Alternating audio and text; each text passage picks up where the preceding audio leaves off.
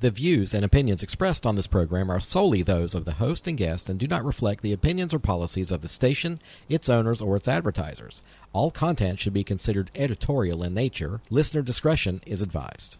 Recorded live from the radio studios of WFAY and WMRV, Androlonis Media presents Cumberland County's smartest hour of talk radio. Welcome back to another edition of the Carolina Cabinet.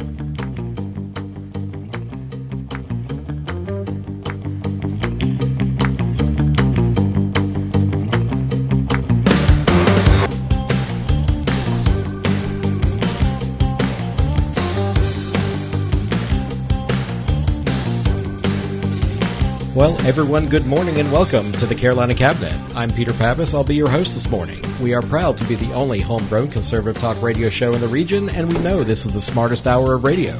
Our job is to give a voice to the conservatives of Fayetteville, Cumberland County, and beyond. You're listening to us on WFAY 100.1 and The River WMRV 106.5. This morning in the Cabinet, we welcome Pastor Joshua Goodman. Well, good morning, family. Good morning. We welcome Bishop Minor.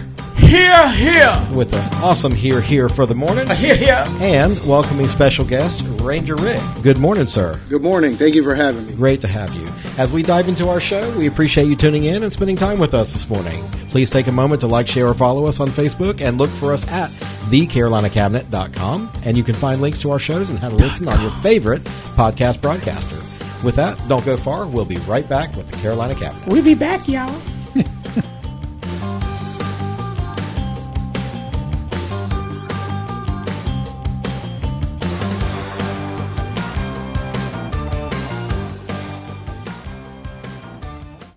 Since 2012, Joshua Goodman has been the senior pastor at the Cliffdale Christian Center, a dynamic church and ministry located in West Fayetteville. Join our friend Pastor Goodman for a podcast or a live sermon in person at 6427 Cliffdale Road. Now for today's good news.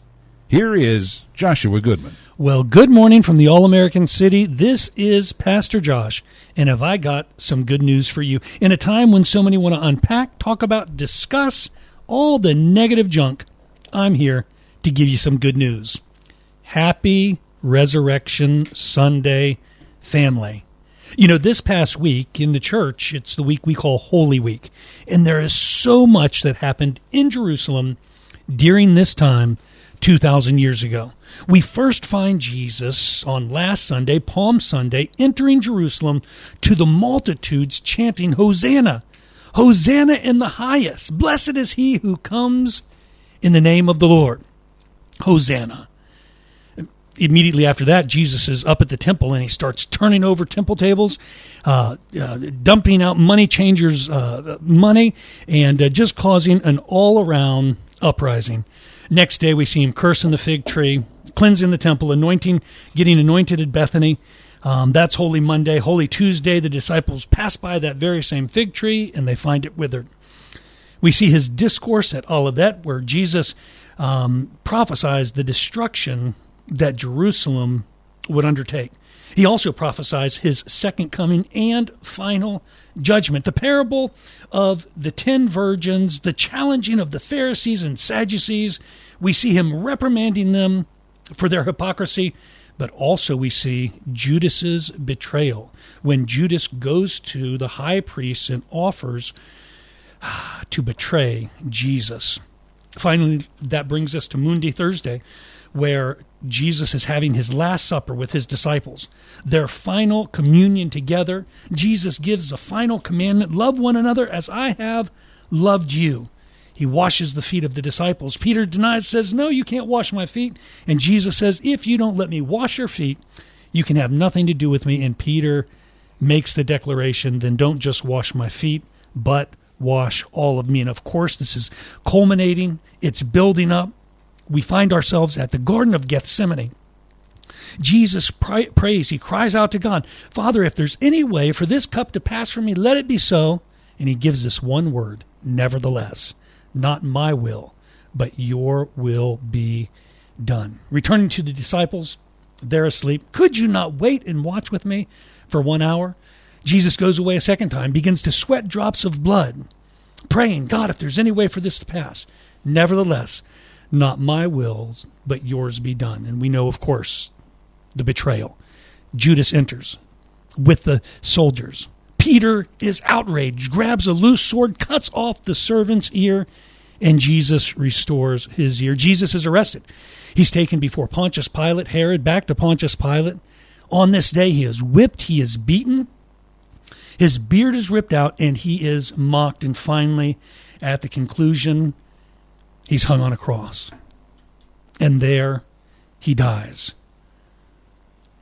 Perfect man, perfect God for all mankind.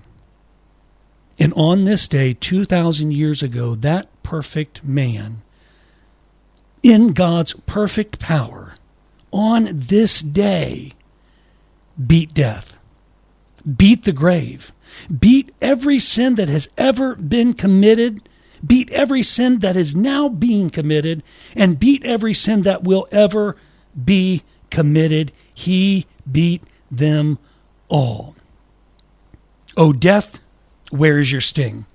O grave, where is your victory? This is Pastor Josh, and that is your good news. News, weather, sports, and common sense talk in the morning. Grab another cup of coffee and settle in for more of the Carolina Cabinet, Eastern North Carolina's sexiest conservative talk show. Sexiest. You know, I did that for you, Pastor Josh. That's my boy. It's, nah, that wasn't for him. Yeah. Well, I mean, that's my son's favorite one. He loves when he's listening to the radio. They talking about me. All eyes on you. All eyes on. I'm the sexiest hour of talk radio. Forget the show. Well, I mean, I'm just looking around. We got myself, we got Bishop, we got Pastor Josh, and we got Ranger Rick in here. I don't know, Ranger Rick. He definitely. We're bringing it back. Yeah. There you go. Let me say something about that. And what are you doing coloring your beard? Everybody else got gray beards. You got a little gray up in there. This is Bishop. called sexy. Sexy. Sexy. This is sexy and pepper. Not salt and pepper. Sexy and pepper. But I gotta say something about that good news because I be thinking about it. You know, I love the Lord, but people's feet back then stink real bad.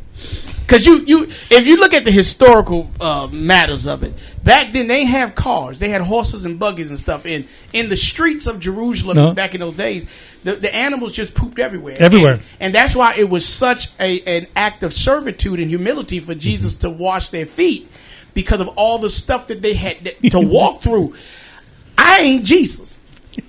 And then when Peter said, instead of washing my feet, wash all of me, bruh, you're doing too much. You're doing too much. I said your feet. I didn't say nothing about touching you. I'm not washing your cheeks or nothing. You're on your own, brother. You're going to be funky.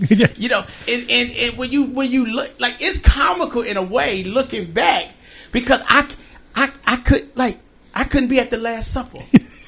And now you could have let Jesus wash your feet. Well, my feet nice. I got nice feet. But, you know, I'm going to tell you the truth. When I used to tell people at the church, don't come up here for the foot washing and you ain't took them feet before you got here. And put a little bleach in that water. Yeah, I want to smell the bleach when the socks come off. I don't care if you're allergic to it. You go learn today. So welcome to the Carolina Cabinet, Ranger Rick. Apparently, we can't just say Happy Easter. We have to talk about foot fetishes over here. That's with, right. Mr. Bishop Minor. Josh, you know people be coming for the foot washing. Them feet be looking like they done been through hell and back. Are you talking about a literal foot washing? Yes. Yeah. All right. You guys do that? Yes. Okay. Yep, it's a thing. It's a thing. Well, I got a thing against feet, so I'll let y'all do what you do. But I do appreciate the good news. I appreciated your energy and your sentiment in there. Reading it, I could feel your passion for the ministry there. And as the Greeks say, Christos anesti, which means Christ is risen. Did you just call him nasty? Yeah. That would have sounded like you said. So in Greek, you say Christos anesti. Christos anesti, Christ is risen. And then you say the response is alithos anesti, which is truly he has risen. Oh, that's something he said. Christos so nasty. Here's the deal with being Greek so Orthodox, though. We're going to have to say that to any other Greek we encounter in the next 45, 50 days. Yeah. That's your greeting. That's your greeting. You just can't don't go around no family. Because if you don't, then you're some kind of, like you say you have to say it. Whether you Christos anesti. Yes. Christos anesti. And what was the other part? Alithos anesti. Anesti. See? Aletha Not nasty. a nasty. Chris nasty. Aletha nasty. Y'all nasty. Sometimes Ranger Rick just gets away from me, and y'all nasty. I have a feet story. So I have a feet story. So we're in Afghanistan, and a guy on my team, he's pulling radio guard, and he takes his shoes off, whatever. I go in there to check on him in the middle of the night, and it is horrendous. Yeah. It's horrendous. And, the Afghanis that are there, he couldn't even give his boots to the Afghanis. They didn't want it. So what I did to him, I said, 1, you will not be pulling radio guard, and 2, you need to go dip your feet in some gasoline. Yeah. You need to burn them things off. It was horrible. It was horrible. Set your feet on fire. Yeah, exactly. Go bathe them feet in gasoline. Yeah. And, that's the feet story I tell all the time. That's like when I be watching My 600-Pound Life. Yeah. Someday, I'm just saying, I be looking at them people, I be like, if I get that big, Jesus, just start me over. Just ain't no need to try to fix me, just start me over, Lord. And they redo. They all in relationships, too. And that's the thing. And that's that's one thing. Yeah, and it's the enablers there. Okay, so, look, Ranger Rick, welcome to the cabinet. So, usually when we come back, we're not talking about feet so much, but I see we just met one of Bishop's new things. I got a thing for feet. You must have, bro, so I'm going to let you be. So, we like to go around the room and just quickly, what have we been up to the last couple of weeks? Josh, I know you got a lot of stuff. Woo-hoo. Bishop, I know you've been up to a lot of stuff. I don't feel like I've been up to a lot of stuff, but well, I mean, who wants to go first? I'll jump in because for us, Holy Week, I mean, that's like it, right? It's I call it your Super Bowl. Yeah, it's our high time, and so we spent the past week.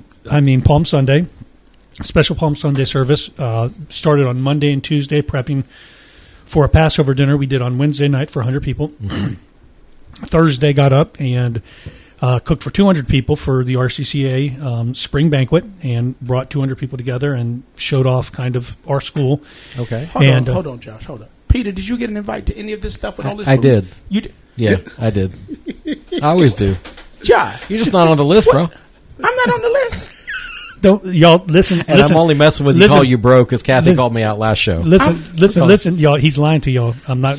I was at lunch with him the other day, and I told him about this, and he just don't remember. You told me? I did at the Venezuelan place where you didn't like the food, but you wouldn't say anything. No, that food was actually good. I tore it up when I got home. That food was good. It was actually my son tried to eat my fried pork belly. Pork belly?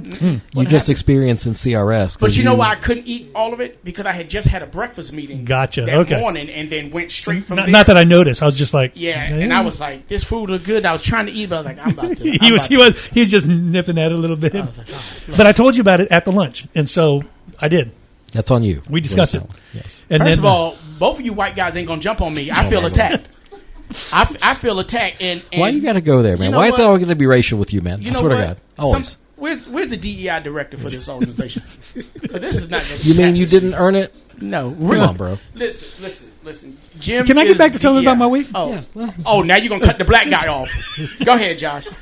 That's that white privilege, man. I can't do it. So that brings us, Bishop, to Good Friday. We do a special Good Friday prayer service. And again, back to preparation on Saturday and Sunday, Resurrection Sunday, baptisms and communion. So, yeah. Hopping today. Don't put your mic in my face. I'm not going to say what I want to say right now. We are on the air. Thank you. Okay, so we had a busy Holy Week. Yes. You did the dinners, and that Bishop thinks he wasn't invited to, but he was. He just wasn't. No, it wasn't just dinner. I heard him mention like 3 things with food just now. Like I was listening. Huh? You had the 200 people. I had Passover on Wednesday. Yep. For Wednesday night, we do it in lieu of Wednesday night Bible study, and RCCA banquet, spring banquet. Then those 2 are the food. Then Friday's Good Friday prayer. That's this Friday coming. Nope. That was last Friday. What y'all doing this Friday? Nothing. What food you got this week? Nothing. Yeah. What food you got Sunday? We're not going to have much food at all this week because I'm going out of town. I'm going to be in Little River. I'm going to be with you. Yeah. Okay, so you had your busy Holy Week. Bishop, what did you have the last week or so? Obviously nothing to eat. Obviously nothing to eat, yes. And Peter didn't bring sandwiches. I did not. And you didn't. You know what? Y'all racist. Because this right here, you know when you have black people come, you supposed to have food. Now, listen, what I do this week? Oh, my daughter turned 16. Yes. That's exactly how she said it. Yes. I was like, no. So she turned 16. We went out to, you hear it? We went out to, we were supposed to go to Bonefish Grill. But we didn't. We ended up going to Luigi's. Had a good time over there. I let her get she'd been asking for a sew-in, and so I let her do it for her 16th birthday, and she enjoyed it. And then I just been working on a lot of grants this week, focused on grants and trying to get money in for the foundation. But today, I let her drive my truck. Oh, because she's learning to drive. So I'm glad I made it. Yeah. Because I saw the look of fear in your eye. Did you when you posted that on Facebook? Did you see the video? If you need to come, I got a huge parking lot. But I'm gonna drive her over there. Yeah, she's not about to drive me. When we turned into Hardee's, and the lady said, "Pull up, and I'll bring your food out." So we pull up. I said, "No, you got to pull up by the door." She thought I meant go through the door. Because when she made that turn and hit that gas, my son said, "Dad, you forgot you was live." I said, "I did." I did. I went to fussing. The only thing I didn't cuss. I didn't cuss, but in my head, I was like, this little girl, she's trying to take me out. That's why you can't punish these kids these days, because they'll get you. So I've just been, this week has been a really, other than the grants and stuff like, well, last week rather, other than grants and her turning 16 and stuff, it's been pretty chill. I've been enjoying my blackness. With the grants that you submitted, when do you anticipate like a response? Like how long do you think it'll take? Well, it depends on the grant. Like we're working on right now, one of the grants that I am working on is the Chick-fil-A grant. Yep. And that one it's a hefty grant. It's $50,000 to $350,000 and it has a May 1st deadline. Okay. So my part is pretty much done.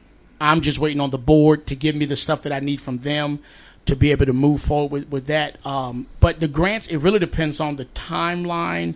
We're working on one for Ross stores, but we can't submit that one until the 28th of April. We get that one every when year. you send one out, is it like a 30, 60, 90 days till it you're going depends. to hear? You can send out a grant now, and you might not hear anything until the end of the year. It really depends on how many grants they're going to bring in, what the cycle is.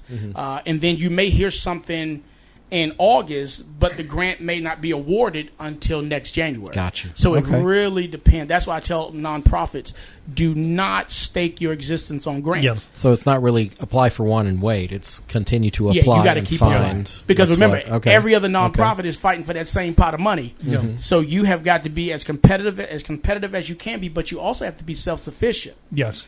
You got to be able to generate money on your own, because grants, you may get a grant this year, but next year they may find somebody else for that grant and you won't get it. Yep. So unless you got like some hookup where you're going to get this money every year, you better grind it out. You better grind it out. Okay. Well, so I've been grinding. Keep grinding. Keep grinding on Grinder. Feet grinder. So my week was pretty uneventful. Just a government relations committee meeting. We had an update from Commissioner Tyson about the event center downtown that they paused. And I hate to say it, but the headline was incorrect about when Paul Wolverton put in City View that the event center was going to be restarted. So they have the information to do so, but they have not. Commission has not issued the order to restart the construction. But there were certain things that they had to release so that the county would not be in conflict legally with some of the contractors. So the headline was a lot legalese type stuff, but it was good to have the update from him last week. And of course, we had the show last week, and that's about it. Yeah. I do have a friend in the hospital. He had a stroke last week, Mr. Don Marquis. Strong, tough dude. We went to the hospital over the weekend, and this man's trying to do squats to show us he's strong and ready to get up out of the hospital. Old SF guy. So I was about to say that. He's special forces. He's a tough cookie, that one. But anyway, so that was my week. So Ranger Rick, I know you had, and instead of us telling about your week, let's go ahead and introduce you and talk about a little bit about you and your background, and then we're going to get into all the stuff I know you're into. Okay. All right. Where do you want me to start?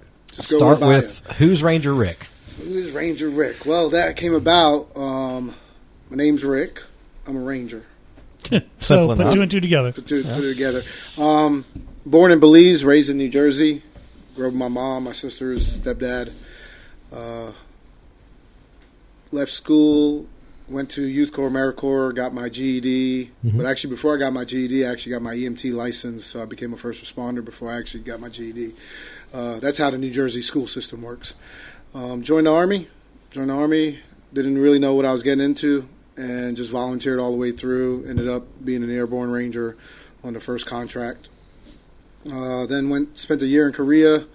After that, came to Fort Bragg 2003, started the Q course, graduated Q course end of 2004, got to group in 05, and then spent about 5 years in group. Got shot in 2008, healed up. You don't want to tell that story?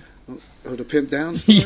That's the party you went to, probably. Yeah, right? it is. We can talk about the pimp down story. We'll get there, yeah. So got out the Army. I said, got shot, came home, healed up in a month and a half, went right back, came back, do what we do when we come back. We party, and just continuously go through, different things. And I was physically healed, but not mentally healed, and just started drinking more excessively, and just not even caring, because you want to say who's gonna yell at the guy who got shot and then went right back to combat and then came home with his team. So eventually drank myself out of a job, got kicked out the Army, reduced to E1, SF tab taken away, and just out on these streets for about 3 years, lost. And I talk about the two type of people in your life when you find yourself in that position, and because it was Bragg here, most of those people were out of the military. So you got the ones that got out because they didn't like it, and then the ones who got out because they just didn't want to be a part of it anymore, but they were more positive, and then your negative people. So you had found myself in between those two type of people, and still one constantly getting in trouble, doing some drinking, fighting, and then I'd have the other people on this side that would say, hey, what are you doing? Let's fix you. Let's get it right. Eventually, I have a friend. He eventually moved away, and he committed suicide. So at that point in my life, I said I needed to fix myself, because he was my best friend. If somebody's your best friend, you're not there for them. You're not their best friend. But I was too busy messing up my life and doing all that. So I just said, hey, okay, time to fix myself, get myself out of trouble, and move on from there. So the following year, I created, I'm a Purple Heart recipient, of course, what I talked about. So we started with Purple Heart parking. And what I did with the parking signs, or I put a gold plate on there with the rank, name, date of birth, date of departure. And that's how I originally started it in March of 2016. We kicked it off with 7 signs, that went to different places that I visit. And then after that, May came around 2016. May 3rd is my birthday. May 5th is Barry Barker's birthday, he was my friend that passed away. So May 1st, I said, hey, let's run 2.22 miles. Let's wear body armor, wear the name tapes of those who have fallen to suicide. At that time, Barry Barker was the only person that we all kind of knew. We had about 55 people show up to the run. 54 of us wore his name tape, and that's where we're at. That's how it started. Here we are 10 years later. I've just completed my 98 parking sign in Angleton, Texas, for a Medal of Honor recipient, Purple Heart veteran, a Vietnam veteran. I know you're gonna like this because he's black, so just let you know. Shout out, Bishop. Yeah. So I never try to throw color into it, but he's a Vietnam veteran from Angleton, Texas. He was supposed to go to medical school. He deferred that. Went to Vietnam and earned a Medal of Honor within 62 days of Vietnam. Wow. Was that the gentleman you were speaking about off air before yes, we got Mr. going? Sasser. The one that you kind of had a relationship with? Yes. You knew him? I got to meet him 5 years ago. I met him at another parking sign dedication. He gave me a coin. We took a picture. And, he joked around about having a sign done when he passed away. And I'm like, you're never going to pass away. And then he passes away. So, and then I get called. It's not really a morbid sense of humor. It's just more of a pragmatic, I guess. When you're in the service, you just adopt that. Yeah. Hey, call me. I want a sign. Yeah. Well, yeah, I know. And God bless him. He had that foresight. Well, he got it. We went and did it 2 weeks ago. Took a team there with me, and it was great. It was great. Something met his son, met his sisters. So that's accomplished. 98 signs. I say it's one sign too many, but it's one sign too less because we have so many to honor. The 10th year for the run is coming up. September 12th will be our gala at Gates 4, and then it will be the run in Festival Park. I'm looking at probably doing 2 more sign dedications. That way we're at 100 signed. It's not something I'm going to chase after, but we actually have like 4 signs lined up to try to do before September. And it's a milestone. It's a bittersweet thing for the suicide awareness run. Where you know, like all of us would have hoped to just stop that first year, Sure, and it would have solved the because the what issue. is the rate of suicide for service members? Back then, it was 22 veterans a day that were committing suicide, and this started in 2015. And then the numbers fluctuate. As 2018, you're probably down to 20, 18, and then, the whole mysterious COVID thing happened, and that brought it back up. So it fluctuates. And what people don't understand, that back in 2015, probably to about 18, 19, that the issue was not our OEF, OIF, or younger guys. It was actually our Vietnam veterans that were losing each other, and then the other one, when these guys came back from Vietnam, they were losing their support. Yes, they were losing that support. When they came back, they didn't have that welcome home as we did. Some of us did. And so all they had was each other. Yeah. And when they were out there living on the streets with each other and just have that little cliquish thing that they were doing, one person would pass away and it would just be like, well, that was my best friend. That was his best friend. So those numbers fluctuate. The average number where we're at, from what I looked at last year, was probably about 20.3. I don't know where you get 0.3 It still from, hasn't dropped markedly down to 5. Yes, but suicide has always been an issue in America. It's always been an issue. In 2020, I believe 2020, the average suicide per day in America was 168 men per day. Wow. 156 women per day. And what year was this? 2020. 2020. And the leading cause of death that year for a 10-year-old was suicide. Wow. And then I happened to fall into this conference in Vegas. I went there for my birthday, and I'm in the elevator just having a great time. I had my shirt on, and the lady was like, "Oh, you're here for the suicide convention." I was like, "I am not, but I feel like I will be now." Yeah. And I actually went downstairs and actually got into it and actually got to speak at this thing. Oh, wow. That had like 1,000 people in there, and I was like, "Oh, wow." But our message and what we're trying to do and what I'm trying to deliver for the last 10 years, is resiliency, and being able to overcome something or a bad situation. And in the definition, it uses the word quickly. But I take it out and I say nothing happens quickly when something bad happens. No. If you have to recover, it takes time. It takes time. It took absolutely. me probably about 8 years maybe, and I'm still recovering. But, I've got to say, I've went to college, got my degree in welding technology. I got my SF tab reinstated, the discharge worked on. I'm married, so I own a business. We run a nonprofit. So it takes time, and that's where I'm at. And so every day, every week, I'm trying to make it better for myself and those around me and just trying to be there. So that's kind of in the gist of where I'm at. Okay. Awesome. All right. Pretty good intro. So when we get back, we're going to speak more about the runs and the events we got coming up right when we hear from our sponsors. Have another cup of coffee and get fired up with the Carolina Cabinet, Eastern North Carolina's smartest conservative morning talk show.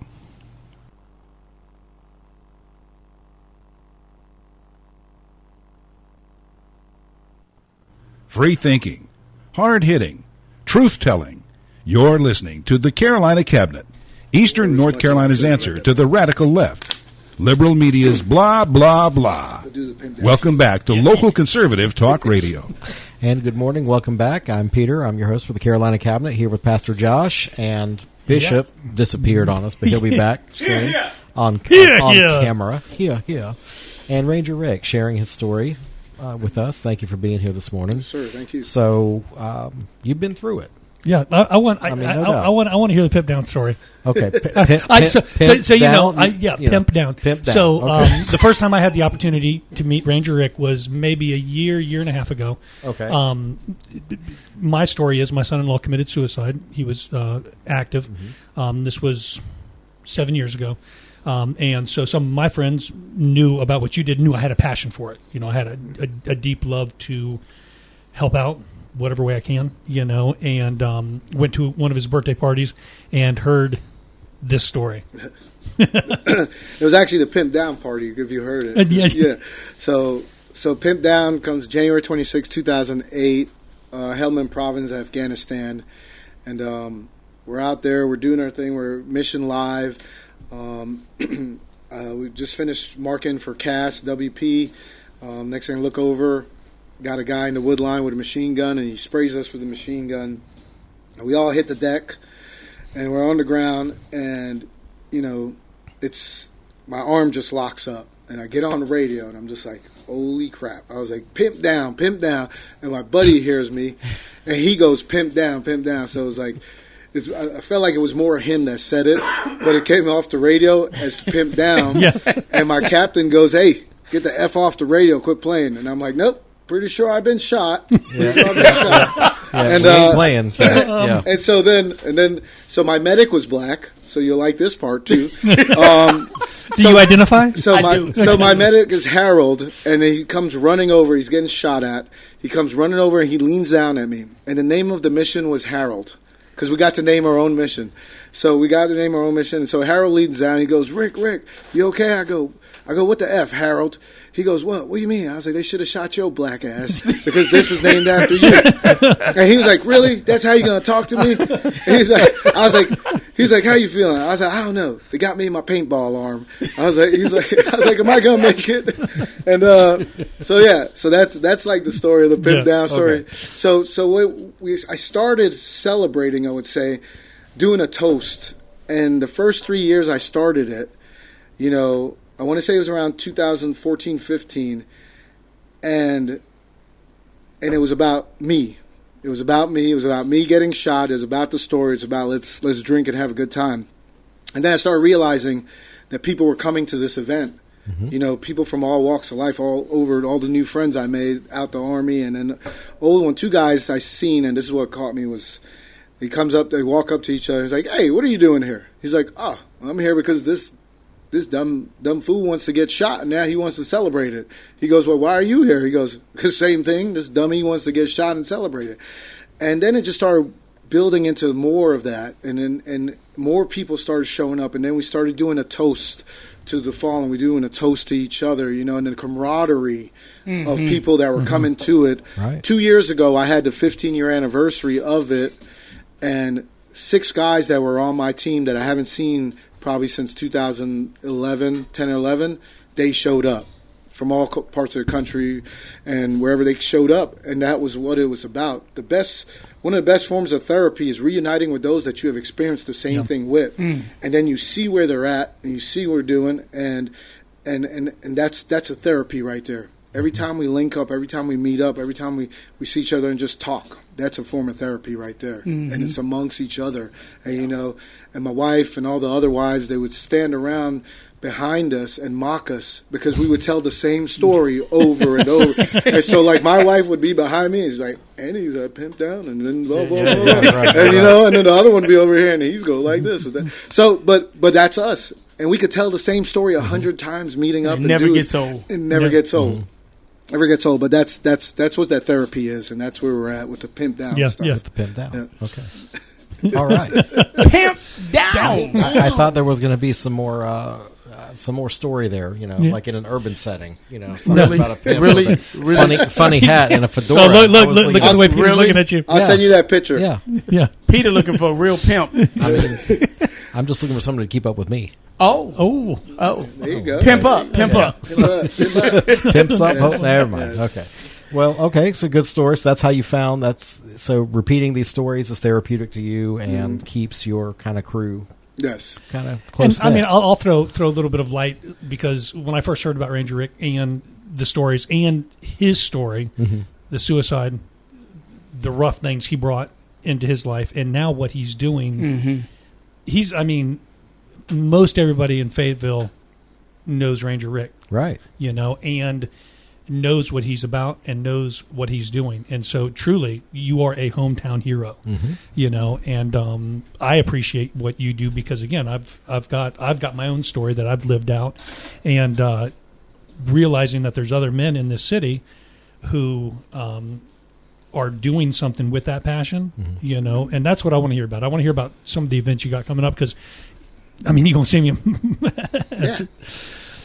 So we talk about, I really appreciate you calling me a hometown hero, because this is my town now. Yeah. This is where I'm at. I've been here since 2003. I left in 2019 to go to commercial dive school, become a commercial diver, underwater welder, because that's something Barry did before he died. And his mother made me a promise that on the 5th year of the run, if I was to have one, that she was going to come and bring his dive helmet. So I graduated Fayetteville Tech, and I was like, well, I'm going to go to dive school. And everybody's like, whoa, you don't even like the water. And you know how that is, right? And so I was like, absolutely. Well, Barry did it, and his mom made me a promise that she's going to come to the run next year, and I'm going to go become a diver. I'm going to put a dive helmet next to his dive helmet that she's bringing, and that's how I'm going to honor him. And that's how I ended up. And that was the only time I left Fayetteville for 2 years, and I came right back. If you don't like where you're at, leave. If you don't like where you're at, fix it. Yeah. So maybe regroup, reorganize. Charleston helped me out. I built similar to what I was doing here. I did 2 parking spaces in Charleston. I had this veteran network that I built there. But I had to come back home, and I came back home, and we continue to do what we do. And, and I talk about those 3 years of being out in these streets and causing these, being out of trouble, in and out of trouble. So, and that's what people see. And some people can't go past that. Yeah. And they won't let you go past it. Absolutely. And we talk about these Facebook trolls like I was talking about earlier, and they won't let you. But to me, my message to people out there is that the people who are doing more than you are not worried about you. Yeah. It's the ones who are doing less. Absolutely. And that's what matters. But here we are. Get that brother offering. Yeah, right. Yeah. Here we are now, and here what we're doing, and like I said, bittersweet of a 10-year, but it's something that we must continue. And, and it brings the city together. The last 2 years I've had the support of the mayor, the chief of police, Chief Braden, Chief Joyce, different council people. And to stand on the stage of Festival Park 2 years ago and, look down and just realize who I'm standing next to. Mm-hmm. And I look down in the audience and I just see everybody else. And when Mr. Morris is giving his Old Glory speech, and you have people who are tearing up and doing that. I couldn't believe I was in that position because I wasn't nowhere near that position years ago. Yeah. Years ago. If I was looking at the police chief, I was looking from a different angle. Viewpoint. Yeah. If I was looking at Judge Stokes, I was looking at a different angle. Right. Anybody in that position, I was looking at from a different angle, and now I'm standing next to them. Yeah. And that's the best angle to be at, Yeah. and that's where I'm happy to be at in my life and continue to try to do the right things. So we have the 10-year coming up. We just did the launch of our shirts. Our shirts are blue this year for the 10-year anniversary. And we have events coming up every month. We just did a luau at Anchor Alley's. Right. Veteran-owned, great breakfast food. So if you guys go check them out. She wanted to do 25% of whatever she earned this past Saturday, go back to the organization. I kind of told her, no, let's do 10% and, maintain your business. Yeah, and that's what it's about. Right. We're not out here to make money and, do all this. So I'm like, hey, just 10% is fine, and we'll do what we do. So we had a luau. So, I'm getting ready to go to Hawaii for my birthday. Did you guys roast a hog? No, we didn't. We just had a Hawaiian menu and, dressed up, put lays on, and everybody got laid. Yeah, there you go. Everybody got laid. It's a Hawaiian thing. Hold up, wait a minute. This weekend at Anchor Alley's, everyone gets laid. You should have showed up. You would have got laid too. Oh my! You're blushing, Bishop. I am blushing. Got me over here turning burgundy. But yeah, so we had that event. We had a golf tournament that I talked about, Kings Grant. So that was good. And then our next event's coming up. We got April coming up. So. Oh, are we in April? We're in April. So what you got in May? What you got in June? So May we have my birthday. Okay. Hey, that's an event right there, right? That's an event. But okay. Are you a birthday month kind of guy, or you do the birthday I was. day? Now I'm down to 2 days. Okay. That's all you get? But 2 days? I'm going to Myrtle Beach for my actual birthday, May 3rd. Might have a party at Max. Yeah. Invite you guys on the 4th. And then my best friend is taking me to Hawaii for 3 days. I'm sorry my wife's not going, and I hope she doesn't hear this, but see, I don't have friends that take me to places like Hawaii and to it's Greece. Because we try to get you to places and you're never on time. We can't wait around for you all day. schedule me an hour ahead, and I'll get there on time. Okay. I have to unthink you to get you someplace on time. Yes. Okay. But if you my friend, pay for it. Oh. Josh took me to lunch the other day. Got me some great vendors. You know what? What you gonna do for me? I'm your black friend. Okay. All right. I get you give into me my places. black credibility. There you is go. What you do. Okay. Pay yes. me. Okay. It's good to have friends in low places, I guess. You know. So, all right. So Ranger Rick, what you got? May's your 26th. birthday. May 26th is May 26th. We'll have a Memorial Day car show that we do at Mellow Mushroom. This will be our third year doing it. I like Mellow Mushroom. They're very supportive of what we do. If you ever go there, take a look at Veterans Parking Sign. And that's the one we created. We did a ceremony out there. So we'll have a car show there on the 26th. June, we're looking at June, probably doing a parking dedication. And then we'll have probably an event at Flip My Cycle. So we do an event there. This will be our third year with them as well. So we're building the community relations and the different business owners that want to be a part of what we're doing. And we're keeping it constant. You got places like Bubba's, Max, that are very supportive, have been supportive for, probably about 8 years since we started including different things into it. And then we'll put a July, we're doing our K9 parking dedication. It's going to be our first K9 Special Operation K9 parking dedication at the Fayetteville Pet Resort. So that's going to be different, but it's something I've always wanted to do. Where's the Fayetteville Pet Resort? It's off of Bingham Drive. Okay. Off of Bingham Drive. I take my 2 Frenchies there to daycare. Okay. So the watermelon-loving Frenchies? Yes. Okay. Yes. People make fun of me because I'm like in the car in the morning at like 8 o'clock, like taking my Frenchies to daycare. We take and they're like, "Hey, I gotta go pick up my." Big tough SF guy over here with his little Frenchies. With little Frenchies. Yeah. I love those things. Let me tell you. I hope my wife ain't listening, but let me tell you, if them Frenchies could cook, there'd be one less person in that house. Oh, shots fired. Shots fired. I'm kidding. I'm kidding. Pimp down. Pimp's gonna be down. I'm kidding. My wife Pimp's is a be great sleeping cook. on the couch. I got a guest room. You come on. Pimp out. But yeah, so we'll have that, and then that rolls us into August. August, probably a dedication or a final event leading up to. Somebody was actually talking to me about August, about something. I got to give them a calendar person. And then September, prepping. It was actually you. So we're talking about coming back on here probably the ahead end of time. August. Yeah. And then September 12th, that Thursday is September 11th. So, of course, we'll be doing our honorary thing with the city or whatever they decide to do.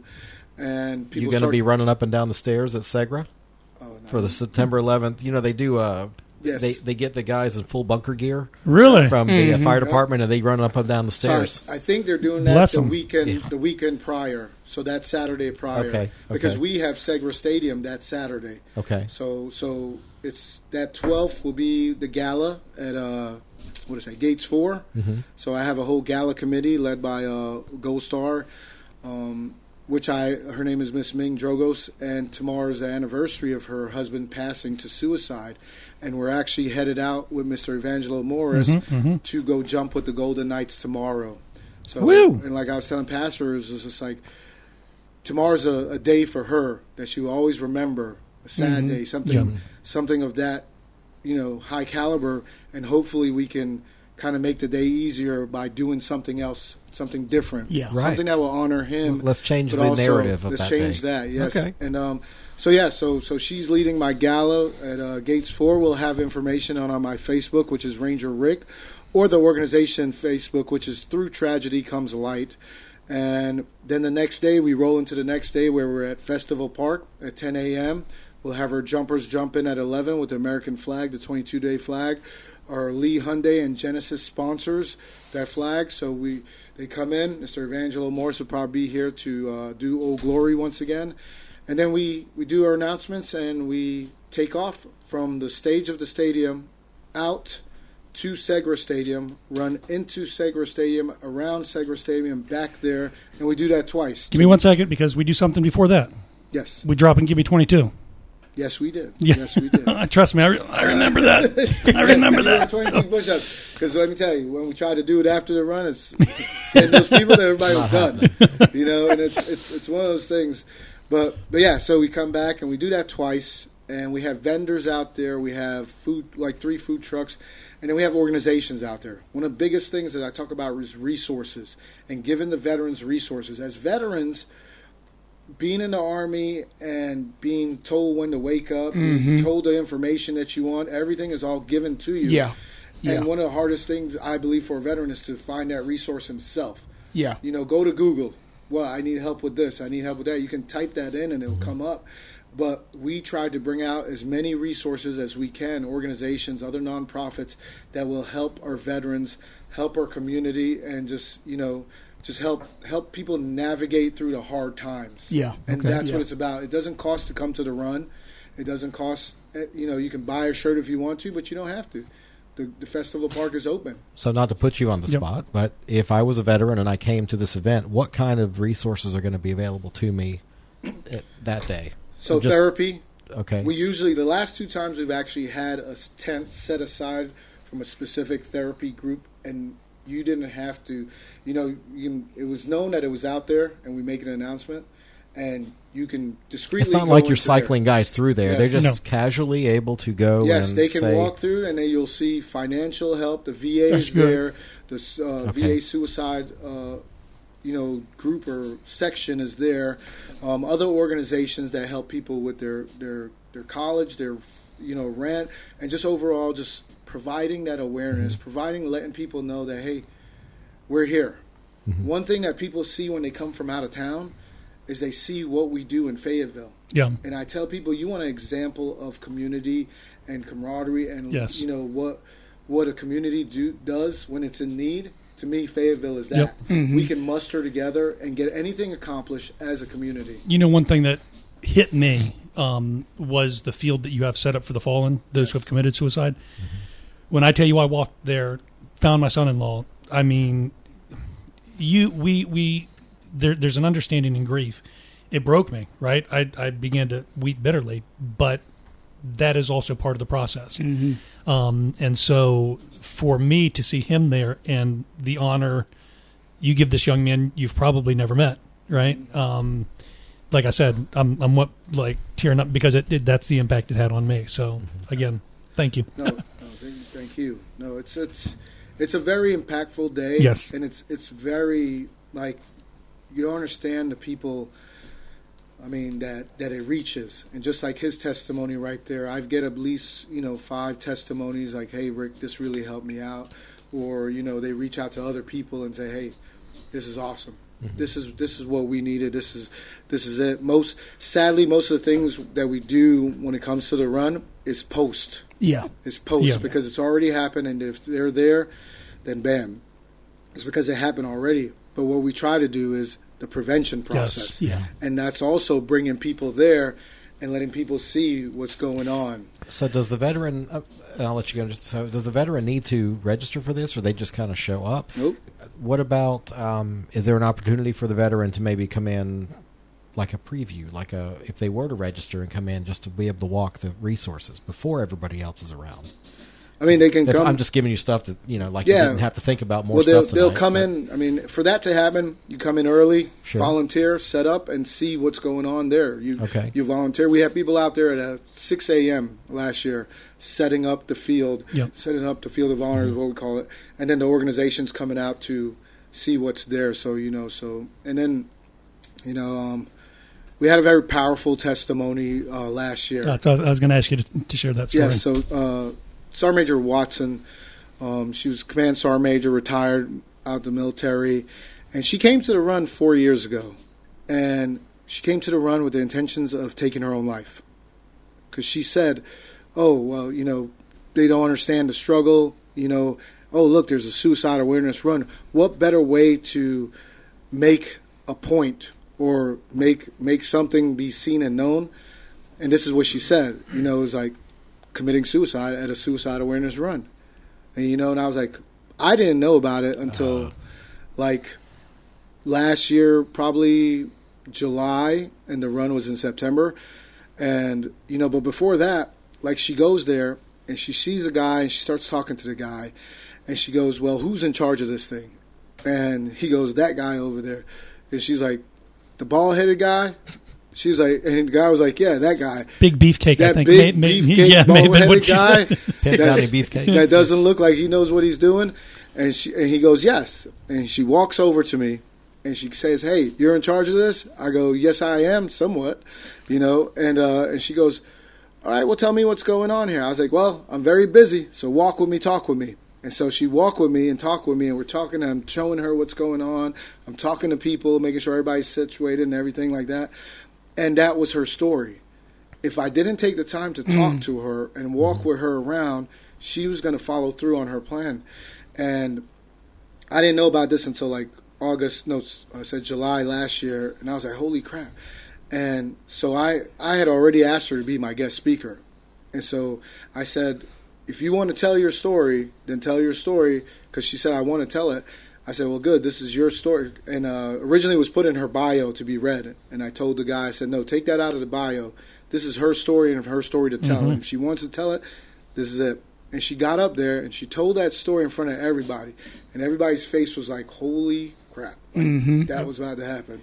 And, but that's that's the impact that it takes. Yeah, it does, to hear someone of that rank, Command Sergeant Major, with those thoughts.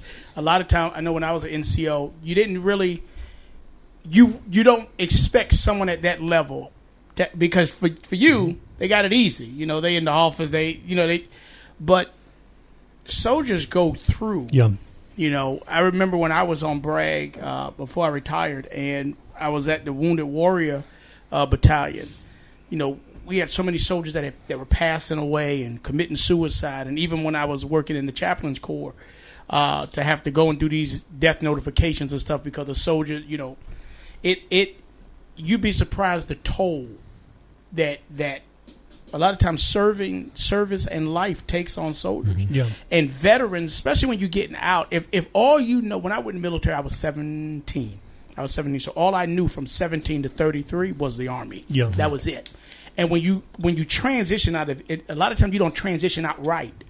And when you don't transition out right and the resources that you need aren't in place, life outside of that uniform, it's similar to someone who spent their whole life in prison. Yeah. I was getting ready to call you Brooks out of Shawshank. That's what you sound.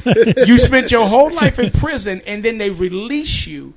You don't know how to survive outside of that controlled environment, because the military is a controlled environment. Well, like Ranger Rick said, they tell you you're up in the morning at a certain time, you eat at a certain time, you PT at a certain time, work call at a certain time, you're off at a certain time, and this routine happens year after year, day after day. It's just it's nonstop. So when you come out of that, and you leave behind a lot of your battle buddies. Yeah. One of the things that I miss about being in the military the most is the camaraderie and the time that I share with my battle buddies who have, they moved back to Puerto Rico and all these other places. But you build those relationships, and when those things are pulled away, that's family. Yeah. You now feel isolated and alone. And organizations like yours and what you do helps that veteran, helps that soldier who's transitioning, and that veteran who's transitioning back into life. Yeah.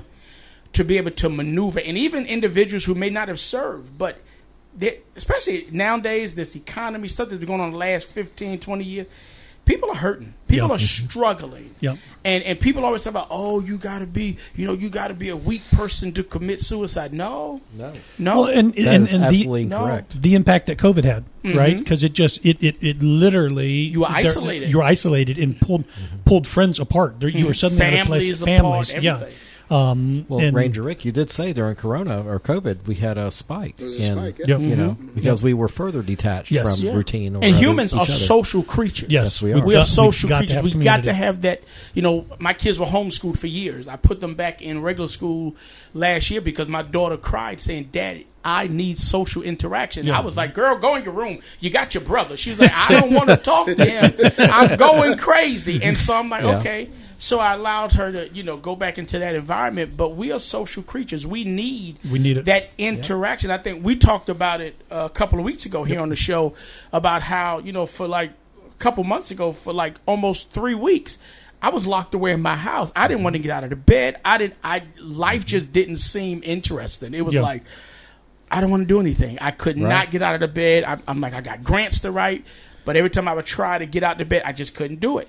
And sometimes you need those individuals to tap on your shoulder and say, hey, You can do this. You know, if one step at a time, 1 inch at a time, whatever you got to do to get out of that bed, to get out of that funk, to get out of that spiral. Yes. Because once you start that spiral, it's hard. It's hard to get up. To get up and get out of it. And people, like I said, people are dealing with life.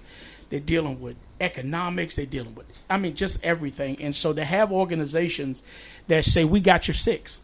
Yeah. And that's what it's really about. We got your six, whether it's through resources or like walking with that command sergeant major and just walking through that environment and showing this is what we're doing.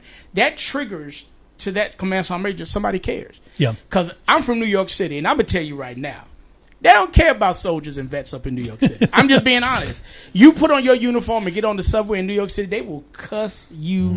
I've gotten cussed out. You put on that white man uniform, you stupid. They don't care. Yeah. That's why I stay in the South now. They hold the door for you. That's right. Boy. We buy you Christian chicken. There you go. I don't know. I remember a story from my grandfather from Vietnam. He said he would come back in his Class A's and he would almost dare these hippies to spit on him. Your grandfather? Yeah. Oh, yeah. He was a bad He was a bad man. He's a bad No. He was a German-Irish. Oh, German-Irish. Yeah, mom's dad. Yeah. But, he would almost dare them hippies to I didn't know spit on you him. had German-Irish. Oh, yeah. Yeah. I didn't either. I'm the American dream, Yeah, my you friend. are. Greek Yeah. and German You and black. everything else. And I maybe got some. You got a some little in you black later, in so. there. Somebody been in the barn. Ranger Rick, I didn't know what I was going to be inviting you to this morning, but here it is. So, welcome to the Somebody got Cabinet. laid. Yeah. I dig it. Well, but you know what, though? My dear Cabinet, our 60 minutes is up for the radio broadcast. That's what she said. Please check our website, thecarolinacabinet.com, for bonus time with our guests as we dive deeper into the issues. I want to say thank you to our on-air cabinet members, Pastor Joshua Goodman. Yes, sir. Bishop Antoine Minor. Here, my good man. Here. And special thank you to our guest, Ranger Rick. Welcome. Thank you for coming here this morning.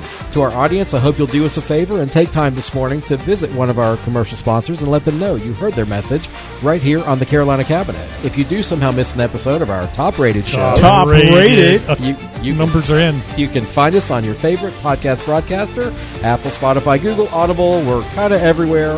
Look for us online at thecarolinacabinet.com. You can find all our videos and links. We in your house. Thanks again for tuning in this morning. Until next time, we are the Carolina Cabinet.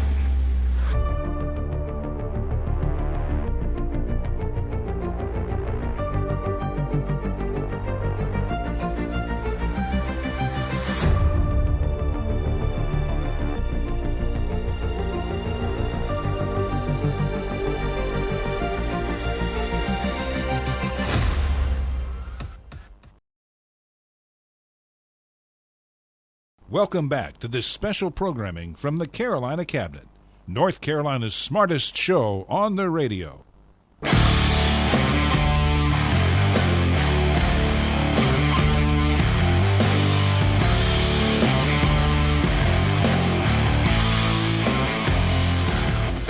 Well, good morning and welcome back to the Carolina Cabinet as we go into overtime exclusively for our podcast listeners. I'm Peter Pappas, and I'll be here in the studio with Pastor Joshua Goodman. Yes, sir. And Bishop J. Antoine Minor.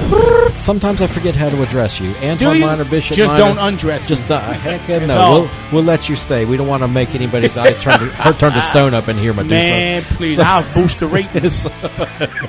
And welcome back, Ranger Rick, for going into a little overtime this morning. And I appreciate you staying and hanging out with us. I get paid for overtime. So, oh my Lord, this guy's always got something to say. I swear to God, That's why I'm on the show. That's true. You are good in that regard. I meant to share it when we were on the radio, Okay. but this will be for the special ones who.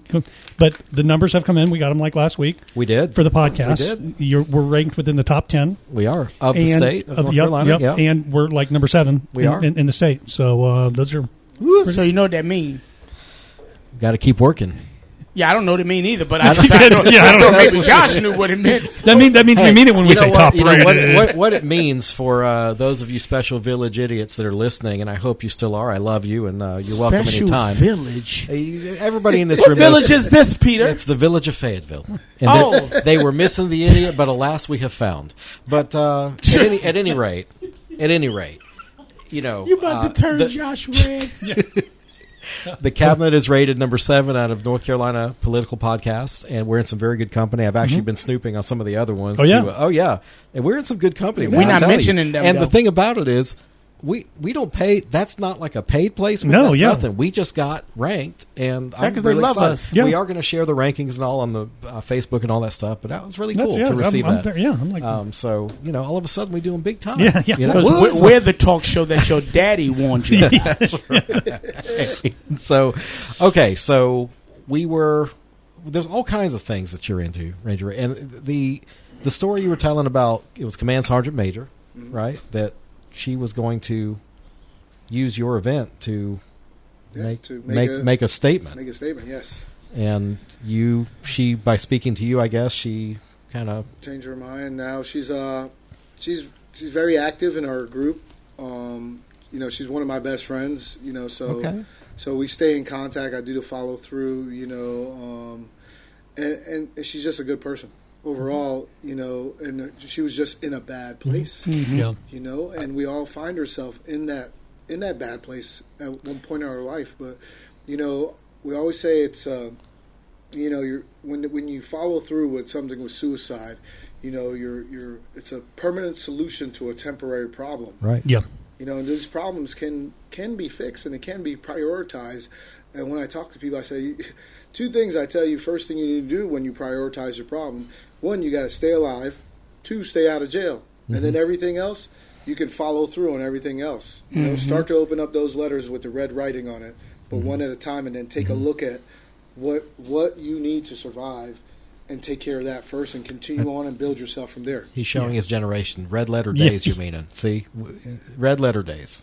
Yeah, Nobody knows that term, I think. But, I know. but one thing I That's wanted to before my point time, out guys. that All Ray right. Derrick, that you're talking about is that she's not a bad person.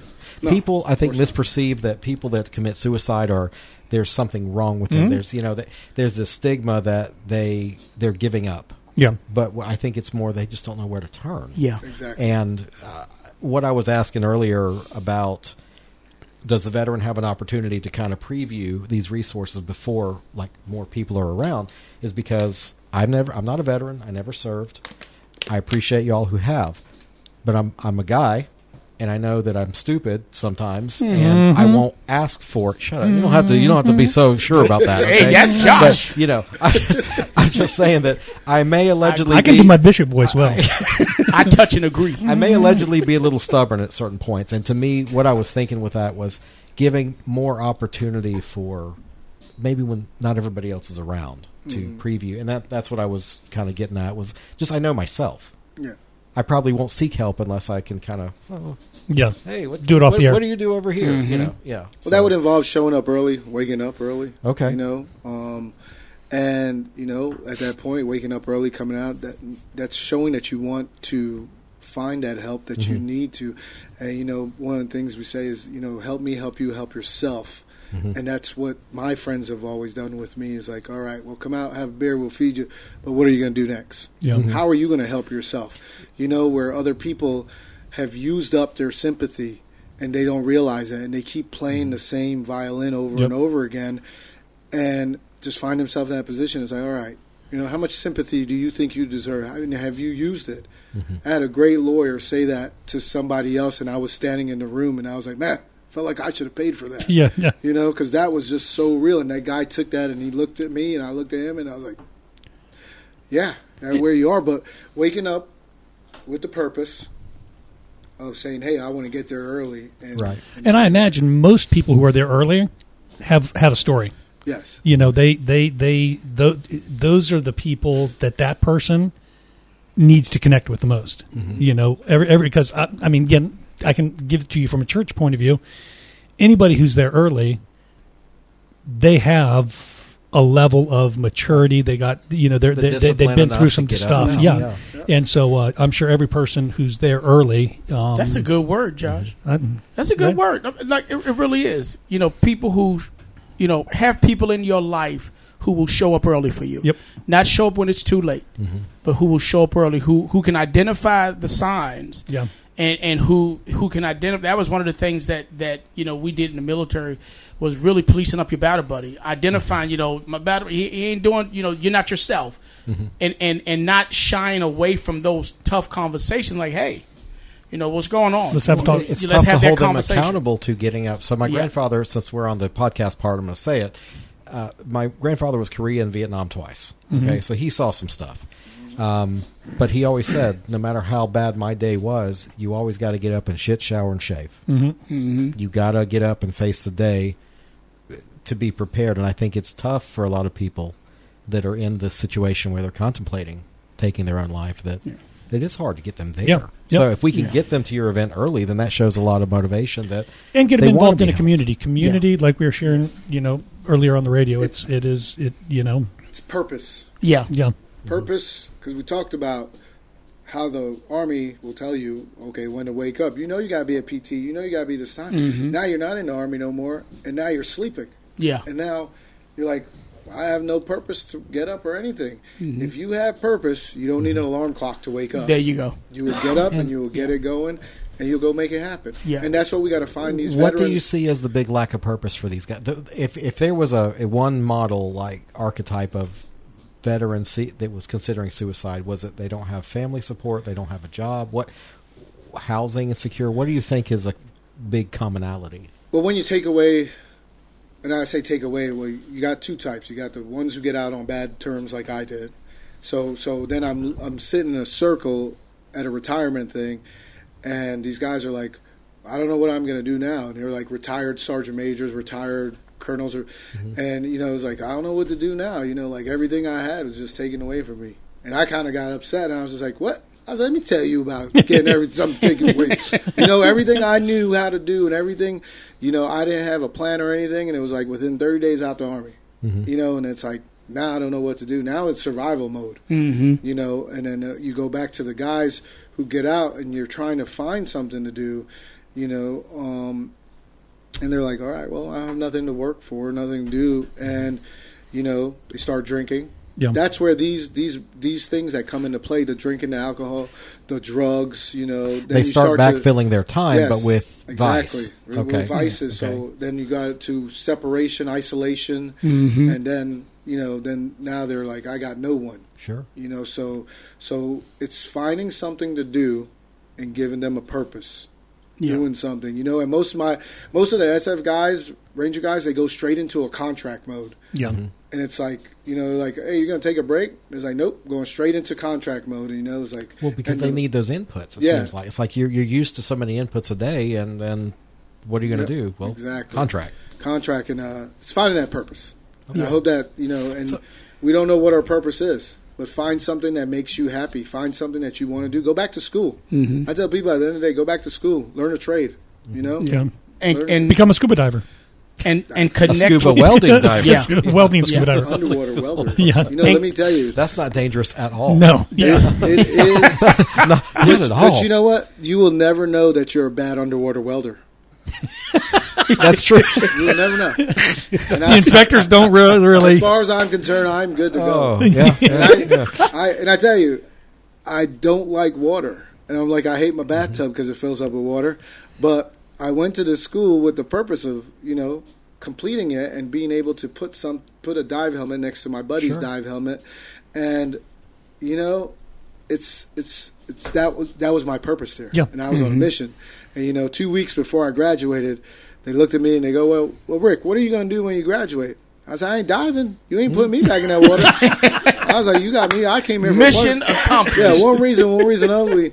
And I stayed there, and they actually hired me to stand up their residence program as I waited to complete ROV school, which is Remote Operational Vehicle on the Water. So I did that for a month. I'm like, all right, I could do this. Ain't no diving. I ain't diving. And then after that, it was the Advanced Underwater Welding course, which was 10 days, but it was in a tank. So I was in a controlled environment. So, and once I got done with that, I was just like, well, going back to Fayetteville. Now, okay, so so you started at Fayetteville Tech with the welding certificate, and then you went where for Charleston, okay. South Carolina, North Charleston, where my family is so from. that absolutely is the biggest fear of my life, is being underwater. But how deep were you diving? Deepest I went was 105 feet in Lake Murray out there in South Carolina, and I talk about it because it's like we're in class. And they're like, all right, we're going to put you in a bell. We're going to drop the bell 40 feet into the water. And then you're going to step out of the bell and you're going to fall 60 feet. The average is about 100, 120 feet in Lake Murray. And it's like falling into the abyss.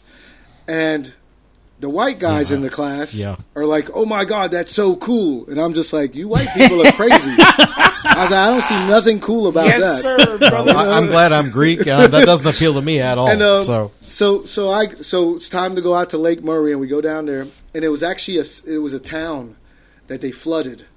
So they had a dam and they flooded. Oh, so they were like, that's "Hey, creepy." So like, if you go down there, it's like, look for the bridge, look for this. I was like, I ain't looking for crap.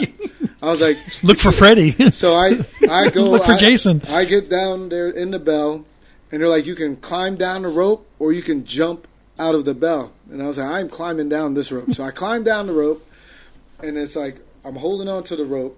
The bell is up there. And it's like, all right, diver, you can walk around. I was like, nah, I'm good.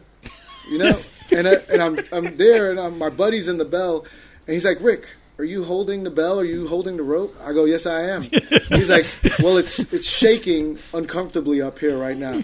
I was like, you'll be okay. I'm only down here for 5 minutes. I was like, I will come right back up.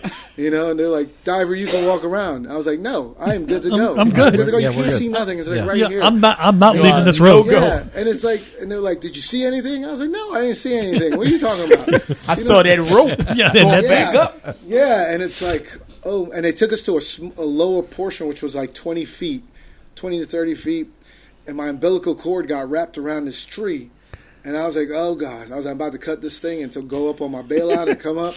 I was like, and I was scared. I mean, yeah, I'll tell you, I'm scared of dark. Now you're putting water in the dark. and you're telling me that there's a town Down there. that was down there? Because Yeah. I watched this World War II movie where they flooded the town, but they didn't get everybody else out. Yeah, Oh. you know, yeah, that's what I'm saying. So that's where I was just like, man, I ain't trying to look for anything. You know what? It's going to have to find me. on my bingo card today was not have chills down to my spine listening to somebody else on my show this morning. But you have checked that Yeah, off my bingo appreciate card it. today. Have you Thanks a seen lot. that movie, Deep Breath? Yes. Have you seen it? I just watched it. They make us watch that in class. Yeah, yeah. So That movie is good. So it's, he survived. He did. You know, his body went into a cold, and he went and dove like 3 weeks after that. Yeah, he did. So I was Yeah. just like, Was it a white guy? yeah, Yeah. Of course. a European white guy. Yeah. So, you know, they're 10 times more, Yeah. They're Yeah. more crazy. more Yeah. crazy, but yeah, and just all the stuff that happened with the ship moving and all. You got to watch it. I'm just like, and my wife watched it with me, and so she was like, she gave me a little bit of sympathy. And she was like, you ain't never diving again. And I was like, well, that's what I was telling you when I ain't never going to dive again. 'Cause That's now- what I said. Now you see the movie. I'm glad you touching and agreeing now. Yes. There you go. She's like, I'm shutting this movie off. It's giving me anxiety. And I was like, yes, it is. You know, so we're good to go. But, you know, that's one of the purpose things, you know, finishing the welding, going to that. You know, I think we're talking about water. And it was just something that I didn't want to do. And my whole class, a portion of the class came up to the run.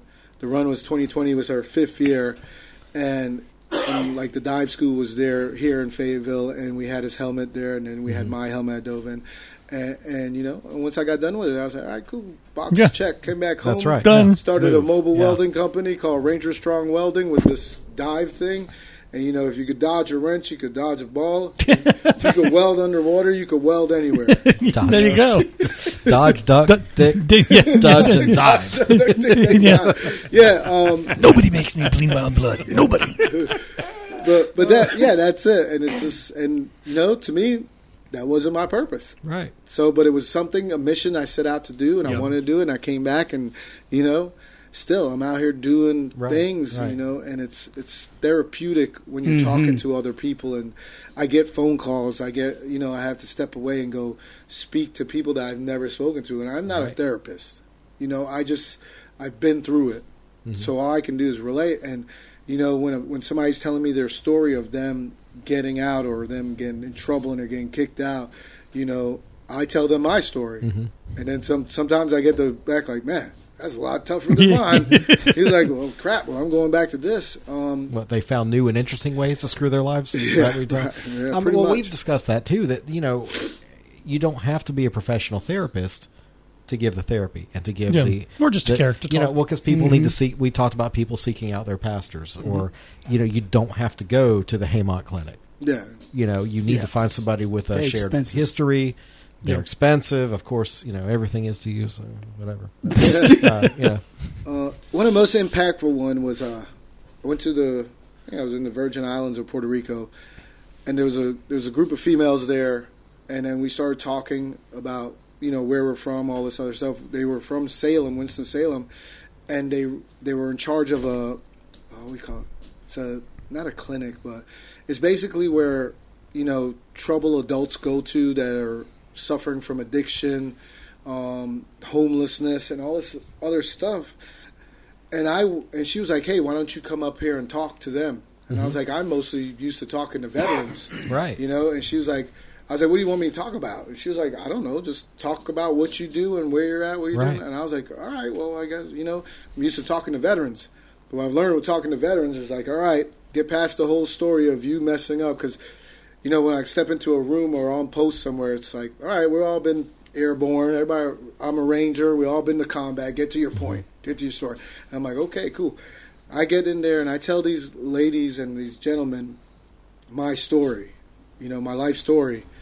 And they're probably the most receptive and sympathetic that I've ever received. And they're like, holy crap. It was like, I thought I had it rough. Right. And I'm like, yes, you do. You're going to eat your Thanksgiving meal here, but you're going to go back out on these streets.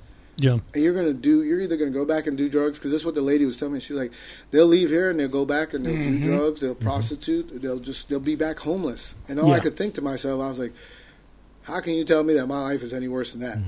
But I am happy to be where I'm at, because I could have been that too. Yep. Yeah. I could have been there. And we always tell you that we're one drink away or one bad decision away from becoming our worst version of ourselves. Yep. Yeah. And that's where we're at. Yeah, that's I was actually just talking to my kids yesterday about purpose, and you know, how to identify purpose versus passion. I was telling them how just because you have a passion doesn't mean it is your purpose, but in order to fulfill your purpose, you must have passion for it. Yeah. And you know, I often tell people, even when I ran the men's shelter, I would tell the guys all the time, you have to connect with people who have already overcome what you are now coming over. And I would tell them this story about the guy who was down in a hole and he couldn't find his way out of the hole, and the nurse went by and he said to the nurse, he said, nurse, I'm in this hole and I can't find my way out. And the nurse said, I can't help you, but I'll write your prescription. So she wrote a prescription and threw it in the hole. Police officer came by. He says, officer, I need help. I'm in this hole. Nobody can help me. He said, I can't help you out of the hole, but I'll write you a ticket. So he wrote him a ticket, threw it in the hole. The priest came by. And he says, Father, I need your help. The nurse came by. The officer came by. Nobody could help me. I need to get out of this hole. Can you help me out of this hole? And the priest said, I can't help you out of the hole, but I'll write you a prayer. So he writes a prayer and he throws it down in the hole. Then a friend comes by and he says to his friend, he says, listen, I need to get out of this hole. I've been in this hole for a long time. I can't get out. The priest came by. The cop came by. The nurse came by. Nobody could help me out. Can you please help me out of this hole? And his friend jumps in the hole. And he looks at his friend and he says, you idiot. Didn't I just tell you that nobody could help me get out of this hole? And the friend says, yeah, but I've been here before and I know the way out. That's the kind of people that that's the kind of people that you need. People who have experienced what you experienced. People who have already overcome what you're coming over. And sometimes you just need people who've been in that hole. Yeah. So when you're talking to those veterans that are like, I've screwed up, you know, I'm getting out, I did something crazy, and then you start to tell your story. What you've actually did at that point is you've jumped in that hole with them and said, but I know the way out. This is not the end. There is a light at the end of this tunnel. It might be bleak right now, but if you keep moving, it'll get brighter as you get closer to the end of this thing. And that's what a lot of time our veterans, that's what people, you know, I saw that even at the men's shelter. A lot of those guys, they just needed somebody to jump in the hole with them and say, I've had my share of issues. I know the way out of this. Just lock arms with me, and we're gonna get out of this. We'll get through this together. So yeah, that's awesome. Love it. Yeah, raise my offering now. Right. We'll pass the plate now. Y'all close them doors. We never talked about. I sent that to you on TikTok. That crazy pastor that locked the doors on people. Oh yeah, I want some pastoral takes on that. I mean, Marvin Sapp, whatever the guy's name is. He's a football player. Well, is he? Former football player. Yeah. I don't know anything about the guy besides what a crook. Because I've seen some people talk about, well, if you want to do something, open your own ministry or something. Well, Marvin Sapp has a major ministry. He's a major gospel recording artist. He has Bishop Marvin Sapp. He was recently elevated to bishop. But is he a real bishop, like your real bishop? Yeah, he's a real bishop. He's fully vested.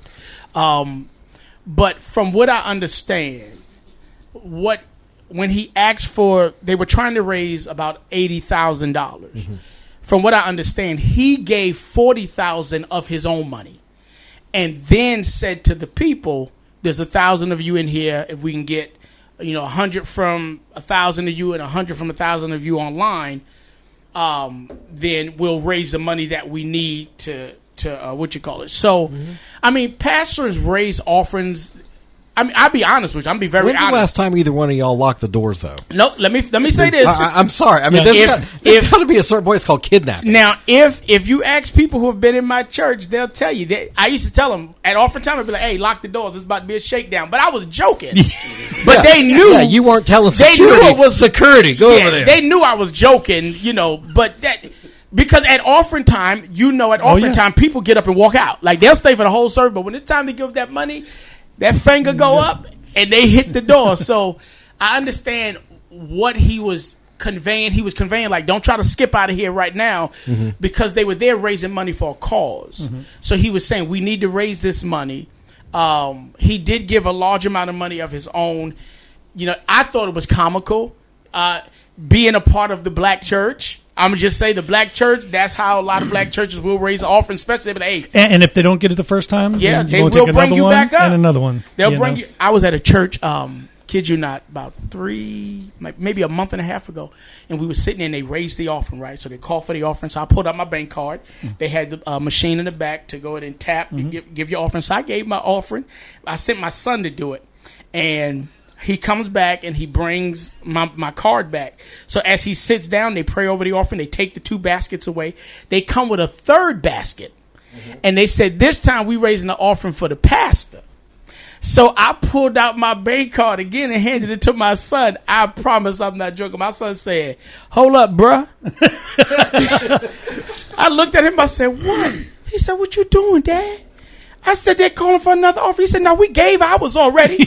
I said, no, that was for the church. This one for the pastor. He said, but she pastored the church. It's the same money. He was like, nah, put that back. He would not let me get up and give an additional offering. He's like, nah, we did our part. We gave good. Have you ever been in that place where you're the guest speaker? Mm-hmm. They take up the first offering. Mm-hmm. Now we're taking up the offering for the guest speaker. Mm-hmm. Oh, this ain't good enough. We're going to do enough. Mm-hmm. Brother. See, I don't think the guy was joking. I just found the clip I sent to you. He wasn't joking about closing the door. Let's see here. He was serious about that. He needed that offer. The cost that is involved. There's 1,000 of you. I said, close them doors. Ushers, close the doors. Close the doors. Like, he was serious. Close the doors. We all gonna leave together. Y'all ain't going no place but to the restaurant. That is true, though. Black church goes straight to the corral. There's 1,000 of you tonight, and those that are watching, it's 1,000 that's watching online. This is a small seed. If I get 1,000 online to give this, if I get 1,000 in the sanctuary to give this, that's $40,000 tonight. He don't seem like he's kidding. I'm challenging each down here to give a $20 seed. I used to think $20 is a lot of money. $20, believe it or not, when my late wife, Melinda P. Sapp, was alive, was a good date. Mm-hmm. His wife passed away several years ago. Buy a box of popcorn, get 1 soda, 2 straws. Mm-hmm. Okay. I wasn't cheap. That's swag. I was looking in her eyes. She's looking in mine. I can't do that no more. No. Now, everyone up here, we've all sold and seeded, but I need everyone standing up here with us, with me, to plant a seed of $100. Because again, it costs to sit up here. Mm-hmm. I got you. He's talking to deacons, I guess? He's talking to the other bishops that are up there. Okay. Preachers. That 20 wasn't for you. And believe it or not, to be a bishop is not cheap. Oh, no. No, it is. You're looking at thousands of dollars of investment. Your investments alone can run you a good $5,000 to $6,000, $7,000, sometimes $10,000. Your ring by itself can run you $5,000 to $10,000 just for the bishop's ring, and then for you. I mean, this ring, his ring is like it's. You just want to look fly. That's on you. I mean. There's investments when you're being vested. Those investments. I thought it was a shady kind of thing to do, but if you're breaking it down, saying, maybe not. But if you notice what he said, we up here have already given. Right.